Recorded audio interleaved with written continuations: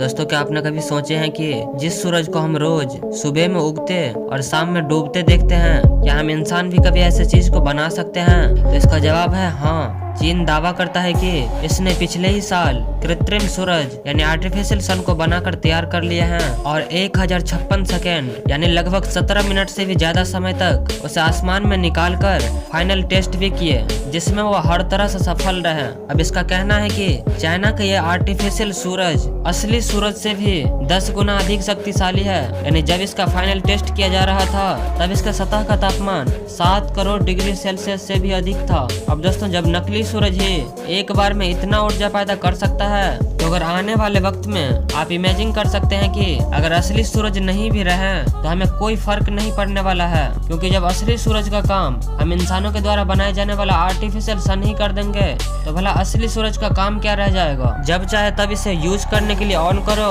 और जब काम हो जाए तो ऑफ करके छोड़ दो। अब दोस्तों, इसी रेस में अमेरिका ने भी अपना पांव पसारना स्टार्ट कर दिया है और उसने भी ट्वीट कर दुनिया को बताया है कि उसने भी कृत्रिम सूरज बनाने में पूरी तरह से कामयाबी हासिल कर ली है और यह चाइना के सूरज से 10 गुना और असली सूरज से भी 100 गुना अधिक ऊर्जा पैदा कर सकता है। दरअसल अमेरिका ने पहली बार न्यूक्लियर फ्यूजन रिएक्टर पर काम किए और इसे सफलतापूर्वक अंजाम भी दिए। इसे कैलिफोर्निया के लॉरेंस नेशनल लेबोरेटरी लैब में अमेरिकी वैज्ञानिक द्वारा बनाया गया, जिसका मकसद बस क्लीन एनर्जी पैदा करना है। अब दोस्तों, एक सवाल मन में उठता है कि जहां असली सूरज अभी मौजूद ही है तो दुनिया की सारी सुपर पावर कंट्री अपनी अपनी खुद का सूरज बनाने की ओर क्यों लगे हैं? क्या इसको एक देश दूसरे देश पर वेपन की तरह यूज करने वाले हैं, या फिर वैज्ञानिकों को सूरज के लास्ट डेट का पता चल गया है जो कि आने वाले कुछ वर्षों में सूरज खत्म होने वाला है, इसीलिए सारे देश अपना अपना खुद का कृत्रिम सूरज बना लेना चाहता है? तो दोस्तों, जानेंगे आपके सारे सवाल का जवाब। आप प्लीज वीडियो का अंत तक जरूर बने रहें। कृत्रिम सूरज बनाने का मकसद दुनिया को बिजली के झंझट से छुटकारा दिलाना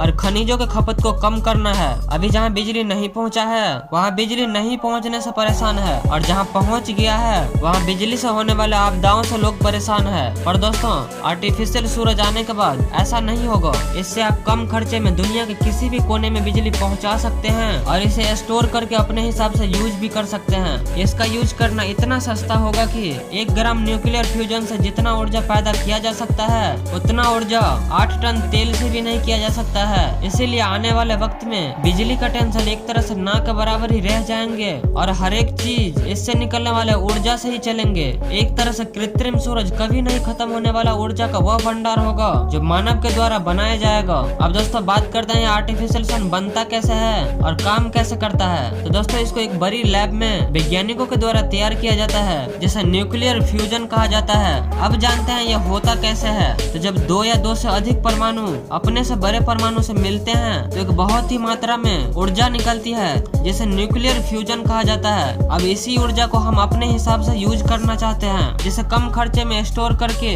अच्छी मुनाफा कमाया जा सकता है। अब बात करते हैं जहां दुनिया के सारे सुपर पावर देश अपना अपना खुद का सूरज बनाने की ओर लगे हैं, तो वहीं भारत ने इस पर अपनी क्या तैयारी की है। क्या हमें इसकी जरूरत नहीं है या हम भी इसे बनाने में लगे हैं? तो दोस्तों, परमाणु संलयन तकनीक को सबसे पहले 1951 से ही अमेरिका बनाने में लगे थे, पर हमेशा उसको इसमें असफलता ही हाथ लगी। पर अमेरिकी वैज्ञानिकों का सपना था कि दुनिया एक ऐसी परमाणु संलयन तकनीक को इजाद करे जिससे न कोई कचरा हो और इसे पर्यावरण पर भी कोई असर न पड़े और इसे कम से कम खर्चे में उपयोग किया जा सके। पर लगातार असफलता हाथ लगने की वजह से उसको लगा कि ये किसी एक देश की बस की बात नहीं है। फिर 2006 में एक मीटिंग के दौरान 35 देशों ने मिलकर इस पर काम करने की बात कही, जिसमें अमेरिका, रूस, चीन, जापान, दक्षिण कोरिया, फ्रांस, ब्रिटेन और भारत ने भी इस पर हस्ताक्षर किए और उसे फ्रांस में ही बनाने की बात कही गई, जिसका नाम इंटरनेशनल थर्मोन्यूक्लियर एक्सपेरिमेंटल रिएक्टर यानी ITER नामक दुनिया की सबसे बड़ी न्यूक्लियर फ्यूजन रिसर्च परियोजना पर काम शुरू किया गया। और भारत ने अपने हिस्से का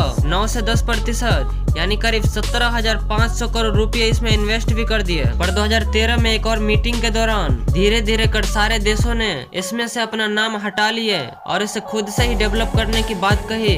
अब इस परियोजना में बस 2 ही देश शामिल रह गए थे, भारत और फ्रांस। इन दोनों ने इस परियोजना को जारी ही रखा, जिसमें से चीन पहले से ही बहुत सारे फाइल चुरा कर और कॉपी करके अपने देश ले जा चुका था, जिसके वजह से वो सबसे पहले बनाने में सफल भी रहे और अब अमेरिका ने भी बनाने की बात कही है। पर दोस्तों, भारतीय वैज्ञानिकों का भी कहना है कि 2025 तक वो भी उसे बनाने में पूरी तरह से सफल हो जाएंगे और ये अभी तक का दुनिया का सबसे बड़ा आर्टिफिशियल सन होगा, जिसके आगे चीन और अमेरिका का कृत्रिम सूरज कुछ भी नहीं होगा। ये मानव के द्वारा बनाए जाने वाला अभी तक का सबसे बड़ा ऊर्जा का स्रोत होगा। खैर, ये तो है फ्यूचर की बातें। मुझे लगता है कि इस वीडियो में आपके सारे सवाल का जवाब मिल गया होगा। अगर वीडियो अच्छा लगा हो तो लाइक और अपने दोस्तों को भी जरूर शेयर करें और ऐसे ही वीडियोज के लिए चैनल को भी सब्सक्राइब कर लें। धन्यवाद।